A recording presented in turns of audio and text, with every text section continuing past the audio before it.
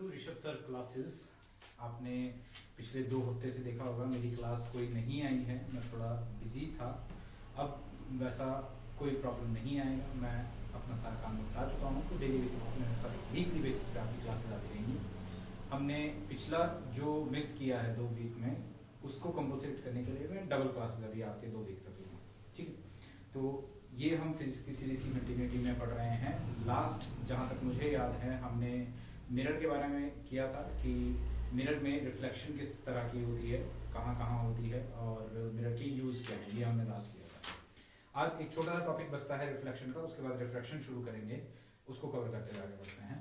Reflection में आपका reflection कहाँ कहाँ यूज़ होती है, किस किस तरह से यूज़ होती है, वो हमने देखना है बस थोड़ा सा। रिफ्लेक्शन के यूज़ में आपको बताने जा रहा हूँ। अब नॉर्मली इसके यूज़ में अगर हम बात करें तो देखने के लिए हेल्प करती है, मतलब कि किसी चीज़ को अगर हम देख सकते हैं वो इस कारण से है क्योंकि वहाँ पर रिफ्लेक्शन हो रही है, वहाँ पर परावर्तन हो रहा है। किसी भी चीज़ को अगर मान लो कि मैं बोल रहा हूँ कि कोई पेड़ आपको दिखाई देगा, तो वो दिखाई कब देगा, जब लाइट आकर इस पेड़ पर पड़ेगी, यहाँ से रिफ्लेक्ट होगी और रिफ्लेक्ट होकर किसी इंसान तक पहुँचेगी, तब हमको चीज़ें दिखाई देती हैं। मतलब जनरली बात करें, आपको चांद सितारे दिखाई देते हैं लेकिन 2 मोड़ बाद वाला कोई शहर दिखाई नहीं देता। या फिर अगर हम बात करें, आप जहाँ पर भी हैं यहाँ से आप नॉर्थ इंडिया का नॉर्थ में इंडिया का नॉर्दर्स्ट पॉइंट या सदर्स्ट पॉइंट नहीं देख सकते, कुछ ही हज़ारों किलोमीटर दूर होगा, लेकिन वहीं पर लाखों करोड़ों किलोमीटर दूर बैठे हुए स्टार्स हमको दिखाई देते हैं, मून हमको दिखाई देता है, सन हमको दिखाई देता है। रीजन, वहां से लाइट हम तक पहुंच पा रही है। लाइट का हम तक पहुंचना ही काफी है। किसी भी चीज से टकराकर अगर वो हम तक पहुंची तो हमको वो दिखाई देगी। जैसे कि मून, आपको पता है मून की अपनी कोई लाइट नहीं है, सन की लाइट मून पर पड़ रही है और उसके बाद वो रिफ्लेक्ट होकर हम तक आ रही है और हमको वो क्लियरली दिखाई देता है। तो किसी भी चीज के दिखाई देने का कारण क्या है कि उससे लाइट टकराएगी और टकराकर वापस आ जाएगी। जैसे कि एक बेसिक एग्जांपल, इस कैप की बात करें, ये कैप आपको दिखाई दे रही है, क्यों? क्योंकि इस पर लाइट पड़ रही है, लाइट कैमरे तक पहुंच रही है, कैमरे के थ्रू आपको ये दिखाई दे रही है। लेकिन अगर मैं इसको इस तरह से बंद कर दूं, अभी इस पर जब बंद नहीं करते हैं, मैं बोलता हूँ कि मैंने इस तरह से इसको रख लिया, अभी मैं बात करूँ तो इस पर लाइट पड़ रही है, वो लाइट रिफ्लेक्ट होकर मुझे दिखाई दे रही है क्योंकि मुझ तक वो लाइट पहुंच रही है, लेकिन रिफ्लेक्शन के बाद वो लाइट कैमरे तक नहीं पहुंची, इस वजह से ये आपको दिखाई नहीं दे रहा। किसी भी चीज़ के दिखाई देने का कारण ये होता है कि उस पर लाइट पड़े और उसके बाद वो लाइट रिफ्लेक्ट होकर हमारी आंखों तक पहुंचे। जैसे कि एक बेसिक एग्जांपल, अगर रात के अंधेरे में आपका रूम में कोई लाइट नहीं है, आपके फ़ोन में जो टॉर्च है उसका इस्तेमाल करके मिरर में आपने खुद को देखना है, तो टॉर्च को आप मिरर की तरफ घुमाओगे या अपनी तरफ? अगर आपने कभी किया है ये तो आपको पता होगा कि वो टॉर्च को आप अपनी तरफ घुमाओगे, मिरर में आपकी इमेज और अपने आप बन जाएगी। क्यों? क्योंकि आपसे टकराकर लाइट वहां जाएगी, तब जाकर आपको चीजें दिखाई देगी। अगर आप मिरर पर लाइट डालोगे तो वो मिरर को आपको दिखाएगी, मतलब आपको मिरर दिखाई देगा, अपनी रिफ्लेक्शन दिखाई नहीं देगी। क्लियर? खैर, इसी में अगर आप आगे चीजों को ध्यान दें तो मैंने लास्ट क्लास में आपको बताई थी कि सन से जो लाइट आती है, सन से आने वाली लाइट कौन सी होती है? White light. सन से कौन सी लाइट आ रही है? व्हाइट लाइट, जो कि 7 रंगों में टूटती है। वेव गियर, सन से आने वाली लाइट 7 रंगों में टूटती है, वेव गियर इन 7 रंगों से मिलकर बनती है। अब अगर मैं बात करूं, किसी भी ऑब्जेक्ट पर पड़ती तो ये व्हाइट लाइट ही है। अगर हम रूम्स में बात करें, आज की डेट में ट्यूबलाइट लगी होगी, CFL लगे होंगे, ये सारे के सारे व्हाइट लाइट को प्रोड्यूस करते हैं। तो किसी भी ऑब्जेक्ट पर पड़ती तो व्हाइट लाइट ही है, वही व्हाइट लाइट रिफ्लेक्ट होकर हम तक आती है, लेकिन उसके बावजूद अलग अलग चीज़ों का रंग हमें अलग अलग दिखाई देता है। कारण ये नहीं है, मोस्टली स्टूडेंट्स क्या लॉजिक लगाते हैं कि सर उस चीज़ का कलर तो वही है, कोई चीज़ रेड दिखाई दे रही तो उसका कलर रेड है, इस वजह से रेड दिखाई दे रही है, लेकिन कलर भी तो मेरे भाई लाइट के कारण है। अगर अंधेरे कमरे में लाल रंग की कोई चीज़ पड़ी है तो क्या लाल दिखाई देती है? वो नहीं, वो ब्लैक दिखाई देगी उस टाइम पे। क्यों? क्योंकि लाइट ही नहीं है। लाइट है जो चीज़ों को कलर देती है। अब ऐसे में जब रेड चीज़ आपको रेड दिखाई दे रही है, उसका कारण क्या है, इस चीज़ को समझिएगा। मान लीजिए कि ये आपके पास एक बॉक्स है, इसका कलर क्या है? रेड है। इस पर व्हाइट लाइट आकर पड़ रही है, ये क्या है? आपकी व्हाइट लाइट है। पर व्हाइट लाइट डाली तो रेड कलर होने का मतलब क्या है कि इस रेड कलर को, व्हाइट लाइट के ये 7 रंगों में से इस रेड कलर को ये वापस रिफ्लेक्ट करेगा। अब ये वापस क्या कर रहा है, रेड कलर ऑफ लाइट, इसको क्या कर रहा है, ये रिफ्लेक्ट कर रहा है, परावर्तित कर रहा है। और बाकी के बचे ये 6 रंगों को इसने क्या कर लिया, एब्जॉर्ब कर लिया। इसने क्या किया, इन सबको अवशोषित कर लिया। इनके अवशोषण के कारण ये रंग अब आपको दिखाई नहीं दे। तब चीजें कैसे दिखाई देने लग जाती है हमको, रेड या ग्रीन या ब्लू या पिंक। आगे से अगर आपसे सवाल पूछा जाए कि किसी चीज का रंग किस चीज पर निर्भर होता है, तो वो निर्भर होता है किस तरह के प्रकाश को वो परावर्तित करे। अगर किसी वस्तु पर प्रकाश पड़ने पर वो लाल रंग को परावर्तित करता है तो उसका रंग लाल दिखाई देगा। अगर नीले रंग को परावर्तित करता है तो नीला दिखाई देगा। अगर पीले रंग को परावर्तित करता है तो पीला दिखाई देगा। और जो कलर इनके मिक्स हैं, जैसे कि यहाँ पर देखोगे पिंक कलर नहीं है, पिंक कलर नहीं है तो पिंक कलर कैसे बनता है, जब वो मिक्स करके देगा। रेड और व्हाइट लाइट अगर आपको एक कॉम्बिनेशन में मिलेगी, या फिर आपका कोई और कलर, क्योंकि दुनिया में अगर बात की जाए जनरली हमारी आंखें 16 मिलियन तरह के रंगों को देख सकती हैं। 16 मिलियन तरह के रंग आपके अवेलेबल हैं। जो 16 मिलियन रंग हैं वो बनते कैसे हैं, इन्हीं कलर्स के कॉम्बिनेशन से बनते हैं। बस वो कॉम्बिनेशन उसी हिसाब से बनता रहेगा और आपको चीजों का रंग अलग अलग दिखाई देगा। इस बात को नोट करके आप लिख सकते हैं एक सेंटेंस की फॉर्म में, any object appears of same colour, any object appears of same color which is reflected by it, which is reflected by it। कोई भी वस्तु ठीक उसी रंग की दिखाई देगी, कोई भी वस्तु ठीक उसी रंग की दिखाई देगी जिस रंग के प्रकाश का वह परावर्तन करे, जिस रंग के प्रकाश का वह परावर्तन करे। आप साथ साथ नोट कर सकते हैं, वरना वीडियो को आप दोबारा देखते हुए नोट कर सकते हैं। एक बारी में समझ लीजिए, दूसरी बार नोट बना लीजिए, जैसे भी आपको कन्वीनियंट लगता है वैसे आप कीजिए, ठीक है। इसी में से एक क्वेश्चन बनता है कि ठीक है, अगर आपके कलर्स के रिफ्लेक्शन से, लाइट के रिफ्लेक्शन से आपके अलग अलग कलर बनते हैं, तो किसी चीज के व्हाइट दिखने का कारण क्या है। पूरा बोर्ड आपको व्हाइट दिखाई दे रहा है अभी, इसके व्हाइट दिखने का कारण क्या है। सिंपल सी बात है, 7 रंगों से मिलकर बनी है व्हाइट लाइट। अगर किसी चीज ने, जैसे इस बोर्ड ने इन 7 रंगों को बराबर रिफ्लेक्ट किया, इक्वली रिफ्लेक्ट किया, तो वो कैसा दिखाई देगा, व्हाइट। तो किसी भी चीज के सफेद दिखने का कारण क्या है कि उसने आपके सफेद प्रकाश के 7 रंगों को बराबर परावर्तित किया है। और वहीं पर चीजों के काले दिखने का कारण क्या है, कोई चीज ब्लैक दिखाई देती है ना, तो काले दिखने का कारण क्या है, अगर वो इन 7 रंगों को पूर्णतः अवशोषित कर ले, पूरी तरह एब्जॉर्ब कर ले। ये मार्कर का कलर आपको ब्लैक दिखाई दे रहा होगा, इसके ब्लैक दिखने का कारण क्या है, इस पर पड़ रही सारी व्हाइट लाइट को ये क्या कर दे रहा है, अपने पास एब्जॉर्ब कर दे रहा है। अगर पूरे को एब्जॉर्ब कर लिया तो ब्लैक दिखाई देगा, अगर पूरे को बराबर रिफ्लेक्ट किया तो व्हाइट दिखाई देगा। और बाकी अगर कलर्स को थोड़ा कम थोड़ा ज्यादा करके रिफ्लेक्ट किया तो अलग अलग तरह तरह के हमारे पास रंग बनते रहेंगे। आई होप आपको इतनी बात समझ में आई है। अगर आपको ये बात समझ में आई है तो आपसे एक क्वेश्चन मैं यहाँ पर पूछूंगा कि आपका रेट ऑफ फोटोसिंथेसिस,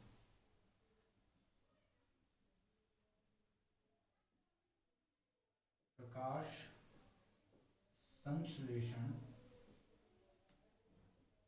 की दर। आई होप आपको फोटोसिंथेसिस पता है। फोटोसिंथेसिस वह क्रिया है, वह प्रोसेस है जिसमें पौधे सूर्य के प्रकाश की उपस्थिति में अपना भोजन बनाते हैं। अब सूर्य के प्रकाश की बात करें, ये भी सफेद लाइट ही मानी जाती है, व्हाइट लाइट ही मानते हैं, और इन्हीं 7 रंगों से मिलकर बनती है। अब अगर मैं आपसे पूछूं कि प्रकाश का संश्लेषण की जो दर है, जो फोटोसिंथेसिस की आपकी रेट है, ये मिनिमम कौन से कलर में होगा।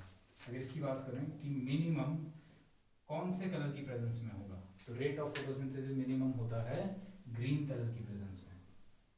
खुद सोच कर देखिए, ये जो प्रकाश संश्लेषण है, ये जो फोटोसिंथेसिस है, कौन करते हैं, पौधों में पत्तियां करती हैं। पत्तियों का रंग हरा होता है। अगर उनका रंग हरा है, यानी कि 7 रंगों में से उन्हें हरा रंग पसंद नहीं है, बाकी के रंगों को पसंद है। हरे रंग को वो परावर्तित करते हैं, बाकियों को अवशोषित करते हैं। यानी कि हरे रंग का अगर प्रकाश मैं प्रोवाइड करवाऊंगा तो उसको पूरे को रिफ्लेक्ट करते रहेंगे, प्रकाश संश्लेषण की दर क्या हो जाएगी, न्यूनतम मिलेगा। ये आपके एक दो क्वेश्चन थे छोटे मोटे जो आपके रिफ्लेक्शन में से पूछ लिए जाते हैं कि रिफ्लेक्शन का यूज़ क्या है, कहाँ इस्तेमाल होता है। बेसिक और सबसे इम्पोर्टेंट यूज़ है कि हमारे देखने में इस्तेमाल होता है। बाकी हम एक चैप्टर है आपका अलग से वेव्स का, तरंगों का, वो चैप्टर जब हम करेंगे, जब उसके टॉपिक पे हम वीडियोस बनाएंगे, वहाँ पर मैं और डिटेल में बताऊंगा कि क्या क्या यूज़ होता है। लेज़र बनाने में भी होती है, लाइफाई बनाने में भी यूज होती है, बट वो यहाँ पर समझने वाला नहीं, वो वेव में समझने वाला है, वहाँ पर देखेंगे। आई होप इतना क्लियर है। अब आगे हम शुरू करने जा रहे हैं रिफ्रैक्शन ऑफ लाइट, प्रकाश का अपवर्तन। अपवर्तन शुरू करने से पहले मैं डिस्कस करूंगा स्पीड ऑफ लाइट के बारे में।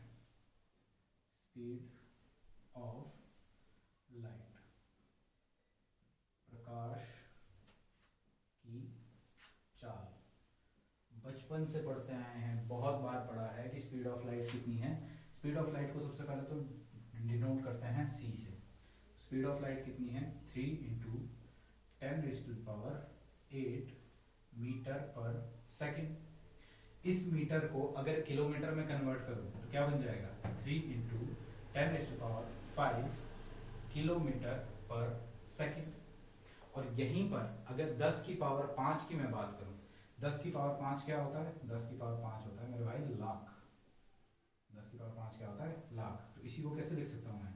3 लाख किलोमीटर पर सेकंड। यानी कि प्रकाश किस चाल से चलता है? वो 3 लाख किलोमीटर चलता है कितनी देर में? 1 सेकंड। लेकिन ये जो स्पीड ऑफ लाइट हम कंसीडर करके चलते हैं, ये स्पीड ऑफ लाइट कहाँ होती है? वैक्यूम में, निर्वात में। पूछा जाए प्रकाश सबसे तेज कहाँ चलता है, तो वैक्यूम में चलता है। वैक्यूम के बाद कहाँ चलता है? तो एयर में। एयर का मतलब गैसियस मीडियम, है ना। एयर के बाद वाटर में, यानी कि आपका लिक्विड मीडियम। और वाटर के बाद आपका ग्लास में। ग्लास मतलब सॉलिड मीडियम।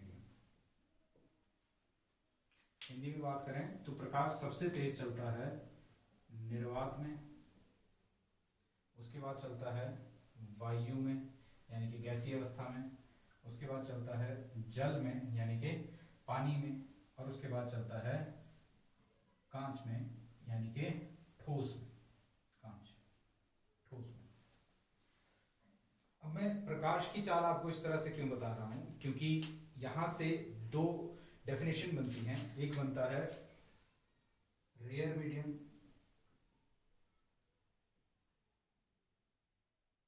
विरल माध्यम,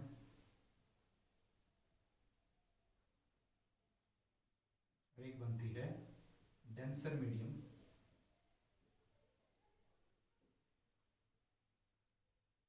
सघन माध्यम।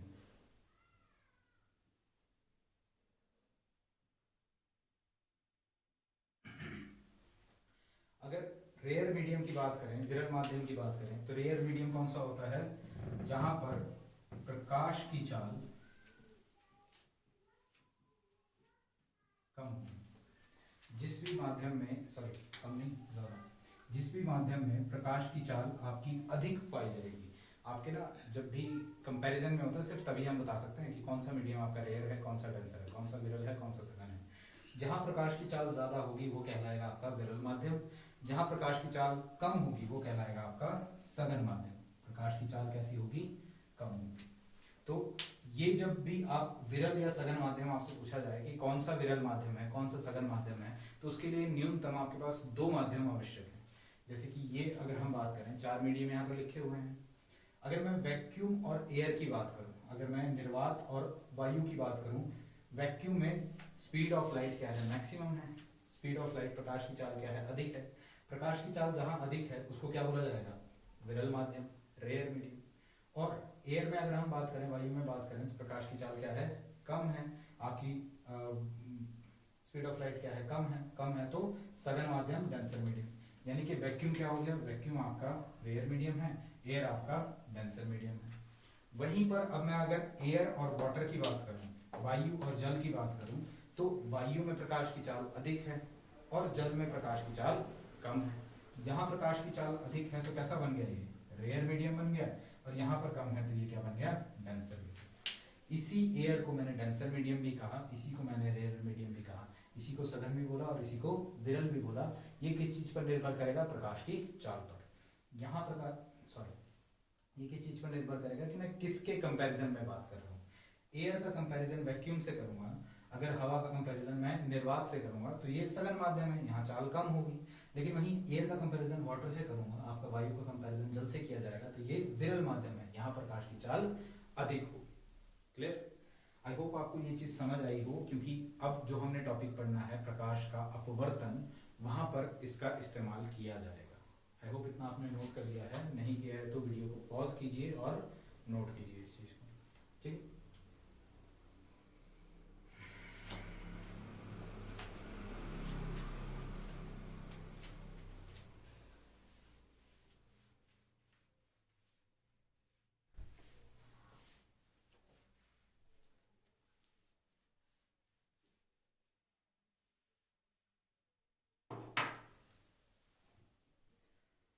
चलिए मैं बेसिक इंट्रोडक्शन दे रहा हूँ आज रिफ्रैक्शन का, क्या है, उससे आगे इसकी यूजेज और क्या क्या चीज़ें बढ़ती जाएंगी वो हम आगे पढ़ेंगे। ठीक है, तो रिफ्रैक्शन क्या है? रिफ्रैक्शन की पहले डेफिनेशन ही मैं आपको बता रहा हूँ। रिफ्रैक्शन ऑफ लाइट, प्रकाश का अपवर्तन। रिफ्लेक्शन ऑफ लाइट, प्रकाश का अपवर्तन। रिफ्रैक्शन की बात करें, अपवर्तन की बात करें, तो रिफ्रैक्शन बोला जाता है जब प्रकाश एक माध्यम से दूसरे माध्यम में गति करेगा, एक मीडियम से दूसरे मीडियम में जाएगा और उसकी स्पीड बदल जाएगी। ऑफकोर्स स्पीड तो बदलेगी। वैक्यूम से अगर लाइट आ रही है और एयर में जा रही है तो वैक्यूम में स्पीड ज्यादा थी, एयर में तो कम होगी। एयर से वाटर में जा रही है, एयर में स्पीड ज्यादा थी, वाटर में कम होगी। जब एक मीडियम से दूसरे मीडियम में जाएगा स्पीड में चेंज आएगा, और इसी फिनोमेना को बोल दिया जाता है रिफ्रैक्शन ऑफ लाइट, प्रकाश का। डेफिनेशन लिख रहा हूँ, डेफिनेशन नोट कीजिएगा साथ साथ। When light travels from one medium to another and its speed changes, the phenomena is known as refraction of light। Hindi में नोट कीजिएगा, जब प्रकाश एक माध्यम से दूसरे माध्यम में गति करता है, जब प्रकाश एक माध्यम से दूसरे माध्यम में गति करता है तो उसकी चाल में परिवर्तन आता है, तो उसकी चाल में परिवर्तन आता है, जिसे प्रकाश का अपवर्तन कहा जाता है, जिसे प्रकाश का अपवर्तन कहा जाता है। अब अगर हम रिफ्रैक्शन की बात करें, यहां पर मैंने क्या लिखा है? स्पीड चेंज होगी, प्रकाश की चाल में परिवर्तन आएगा। मैंने कभी नहीं बोला कि स्पीड कम होगी या स्पीड ज्यादा होगी। चेंज का मतलब कुछ भी हो सकता है, एक तरफा नहीं बोल सकते कि सिर्फ कम होगी या सिर्फ ज्यादा होगी। स्पीड बढ़ी तो भी रिफ्रैक्शन है, स्पीड घटी तो भी रिफ्रैक्शन है, और दोनों केस होते हैं। कैसे होंगे उस चीज को मैं समझाता हूँ। देखिए, जब लाइट ट्रैवल करेगी, देखिए दो अलग अलग मीडियम हैं, इस तरह से दो अलग अलग मीडियम हैं, तो सीधी सी बात है दोनों मीडियम के बीच में कोई ना कोई बॉर्डर तो होगा ना कोई डिफरेंस तो होगा। अगर मैं एक टब में भी पानी भर के रखूं तो उस पानी और हवा के बीच का एक बॉर्डर है, एक डिफरेंस है जो कि मेरे को दिखाई दे रहा है, ये वो बॉर्डर्स है। ठीक है, किसी भी सरफेस पे ये जो 90 डिग्री का कोण बनाते हैं, इसको क्या बोला जाता है? नॉर्मल अभिलंब। हमने पिछली क्लास में डिस्कस किया है, रिप्रेजेंट करते हैं इसको n से। जो हम ऑलरेडी डिस्कस कर चुके हैं उन्हें मैं दोबारा से रिपीट नहीं करूंगा, मैं सिर्फ उनका नाम बोल दूंगा, आप खुद लिख सकते हैं। जो नई चीजें हैं सिर्फ वही मैं यहाँ पे लिख रहा हूँ। ये क्या है? आपके नॉर्मल है। अब लाइट मैंने आपको बताया कि रेयर मीडियम से डेंसर में भी जा सकती है, डेंसर से रेयर में भी, उसकी स्पीड बढ़ भी सकती है, घट भी सकती है। वो कैसे काम करेगा? यहाँ पर मैं अज्यूम कर रहा हूँ कि मैं रेयर मीडियम से डेंस में जा रहा हूँ, विरल माध्यम से सघन में जा रहा हूँ। तो यहाँ पर कर लेते हैं कि मैं डेंस से रेयर में जा रहा हूँ, सघन से विरल में जा रहा हूँ। अब जब रेयर मीडियम से डेंस में जाऊंगा, जब मैं विरल से सघन में जाऊंगा, तो ये हुई आपकी आपतित किरण, इंसिडेंट रे हमने पढ़ा था। जो ये इंसिडेंट रे है, इसके आने पर अब देखिए, जब ये आई थी, इसने क्या किया, नॉर्मल के साथ एक एंगल बनाया, एंगल आई। जब प्रकाश विरल माध्यम से सघन माध्यम में जाता है तो उसकी चाल बदलती है, और चाल क्या हो जाती है, कम। यहाँ पर स्पीड क्या थी, लाइट की ज्यादा थी, यहाँ क्या हो जाएगी, कम। टेक्निकली लाइट को क्या करना चाहिए था, इस तरह से सीधे जाना चाहिए था, लेकिन लाइट की स्पीड कम होने के कारण प्रकाश क्या कर जाता है, हल्का सा मुड़ जाता है, हल्का सा बेंड होता है। और अगर पूछा जाए वो किस तरफ को बेंड होगा, तो वो बेंड होगा टुवर्ड्स द नॉर्मल। वो बेंड हुआ है कहाँ, नॉर्मल की तरफ, अभिलंब की तरफ। बेंड होने वाली इस किरण को बोला जाता है रिफ्रैक्टेड रे, अपवर्तित किरण। मैं आपका ये यहाँ लिख दे रहा हूँ साइड में, ये क्या है, रिफ्रैक्टेड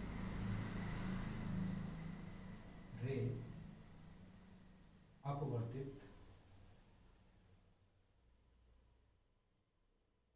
किरण। क्या हो जाएगा इसको, रिफ्रैक्टेड रे, अपवर्तित किरण। ये जो रिफ्रैक्टेड रे है, ये क्या करेगी, इस नॉर्मल के साथ एंगल बनाएगी। एंगल कौन सा बनेगा, स्मॉल आर। यहाँ पर ये आई एंगल जो था, ये क्या है, एंगल ऑफ इंसिडेंट, जो हमने पहले भी पढ़ा है। लेकिन ये स्मॉल आर चेंज हो गया। अब एंगल आर क्या है, एंगल है एंगल ऑफ रिफ्रैक्शन। ये क्या हो गया, एंगल ऑफ रिफ्रैक्शन, अपवर्तन कोण। इसको क्या बोला जाएगा, अपवर्तन कोण। ठीक।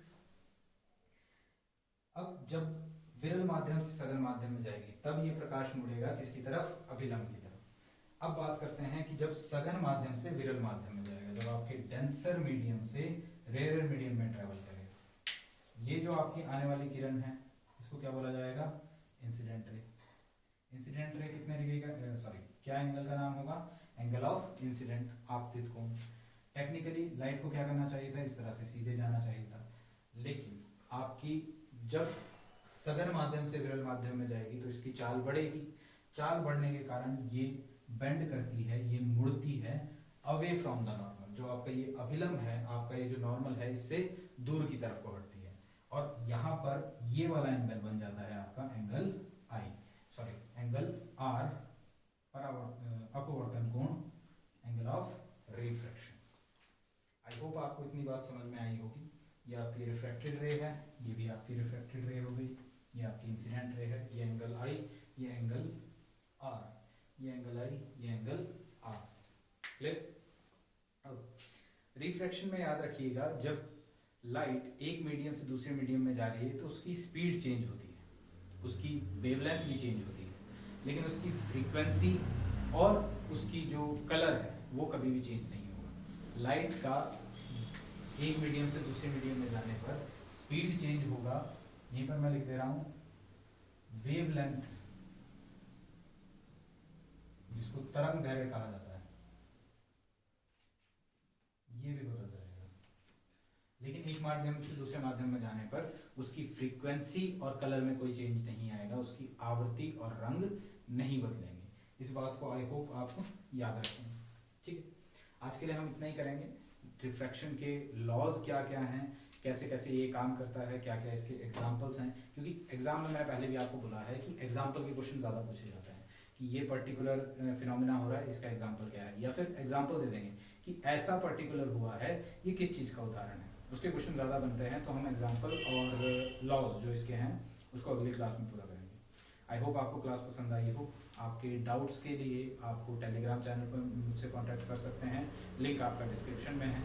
इसके अलावा आपको इसकी क्वेश्चन प्रैक्टिस करनी है, उसके लिए भी मैंने आपको बताया है कि टेलीग्राम पर आपके ऑप्टिक्स, लाइट रे ऑप्टिक्स करके या हिंदी में प्रकाशिका करके आपको पीडीएफ मिल जाएंगे। उसमें बहुत से क्वेश्चंस दिए हैं, उनकी प्रैक्टिस कीजिए। प्रैक्टिस कीजिएगा तो आपको डाउट आएंगे, वो डाउट मुझसे कन्वे कीजिए।